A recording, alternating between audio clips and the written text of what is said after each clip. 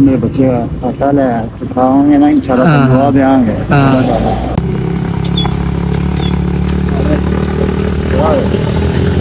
की हाल है? ठीक हो? ये से ठीक है। अब जी रात का वावा टाइम हो गया, 2-3 बज गए, की गल? सारा दिन काम कोई नहीं दे अच्छा, काम ना कराया ही आई सोचे आ गई काम तो कराया रहना। बच्चे नहीं है? 3 बच्चे छोटे हैं साहब छोटे हैं? पढ़ दे रोजे रख रहे हो? जॉब करता सी 14 पढ़िया ग्रेजुएट हाँ अच्छा अच्छा और नजर खत्म हो गई अच्छा अच्छा, नजर खत्म हो गई।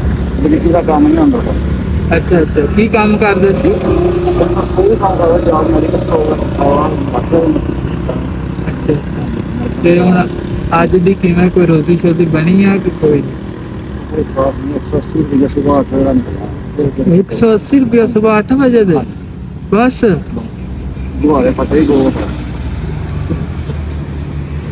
किन्ना कराया बाबा जी? ये कच्ची तो कराया देना 600 रुपया बिजली का राशन रूशन है घर? सारे के साथ दे गए कार वाले अच्छा।